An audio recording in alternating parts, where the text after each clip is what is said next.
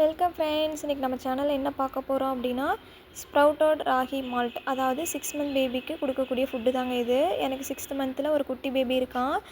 அவனுக்கு வந்து solid start பண்ணதுனால கொஞ்சம் மோஷன் வந்து டைட்டாக போனானுங்க. ஸோ அதனால் இந்த ஃபுட்டு ஸ்டார்ட் பண்ணதுலேருந்து அவன் மோஷன் நல்லா ஃப்ரீயாக போக ஆரம்பிச்சிட்டான். நான் 2 கிலோ ராகி வந்து நான் அந்த மாதிரி 4-5 டைம் தண்ணியில் நல்லா வாஷ் பண்ணி எடுத்துக்கிட்டேங்க. வாஷ் பண்ணதுக்கப்புறம் ஓவர் நைட் நல்லா ஊற வச்சு எடுத்துக்கலாங்க. தட்டு போட்டு மூடி ஊற வச்சு எடுத்துக்கலாங்க. நெக்ஸ்ட் டே பார்த்திங்க அப்படின்னா நல்லா ஊறி வந்திருக்கும். அதை தண்ணியில் ஒரு டைம் வாஷ் பண்ணி எடுத்துக்கிட்டு ஒரு காட்டன் கிளாத்தில் இந்த மாதிரி அரிச்சு எடுத்துக்கலாங்க. இந்த மாதிரி அரிச்சு எடுத்தோம்னா தான் அடியில் கல் ஏதாவது நின்றுச்சு அப்படின்னா அது அப்படியே வந்து ஸ்டோர் ஆகிக்கோங்க அடியிலையே. ஸோ அதனால் நல்லா அரிச்சு எடுத்துகிட்டு இந்த மாதிரி ஒரு காட்டன் கிளாத்தில் நல்லா சுற்றி எடுத்துக்கலாங்க. உங்கள் வீட்டில் நான் வச்சுருக்க மாதிரி இந்த காயெல்லாம் வடிக்கிற சலடை இருந்துச்சுன்னா நீங்கள் டேரெக்டாக அதிலேயே கூட போட்டுக்கலாம். இந்த மாதிரி தண்ணி தெளித்து அடியில் ஒரு பிளேட் வச்சுட்டு மேலே அதை போட்டு மூடி வச்சிட்டிங்க அப்படின்னா அதுக்கு எக்ஸஸாக இருக்கிற தண்ணி கீழே வடிஞ்சு வந்துடும். நான் 3 நாள் முளப்பு கட்டியிருக்கேங்க. நீங்கள் வந்து தண்ணி ட்ரை ஆகிடுச்சுன்னா அப்படின்னா கொஞ்சம் கொஞ்சமாக தண்ணி தெளிச்சிட்டே இருந்தீங்கன்னா தான் முளப்பு நல்லா வருங்க.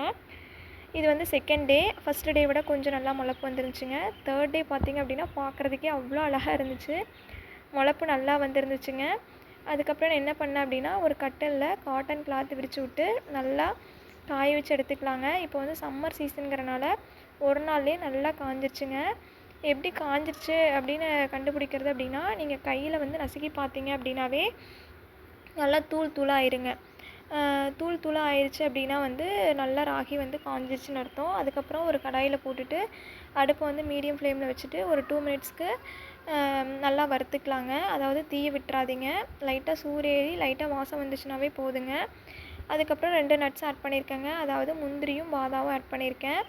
அது வந்து ஒரு கைப்பிடி அளவுக்கு மட்டும் எடுத்துக்கிட்டேங்க. அதிகமாக போட வேண்டாம். அதுக்கப்புறம் இந்த வறுத்தது எல்லாத்தையும் ஒன்றா போட்டு மிக்ஸ் பண்ணி எடுத்துக்கலாங்க.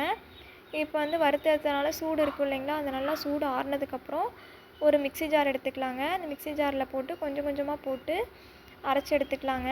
அரைச்சி எடுத்த மாவு வந்து ஒரு நியூஸ் பேப்பர் விரித்து விட்டு மாவு சலிக்கிற சல்லடையில் நல்லா சலிச்சு எடுத்துக்கலாங்க. இப்போது சுவையான ஸ்ப்ரவுட்டட் ராகி மால்ட்டு ரெடிங்க. இந்த வீடியோ பிடிச்சிருந்ததுன்னா லைக், ஷேர் பண்ணுங்கள், கமெண்ட் பண்ணுங்கள், சப்ஸ்கிரைப் பண்ணுங்கள். நெக்ஸ்ட் பேபி ஃபுட் வீடியோவில் பார்க்கலாம்.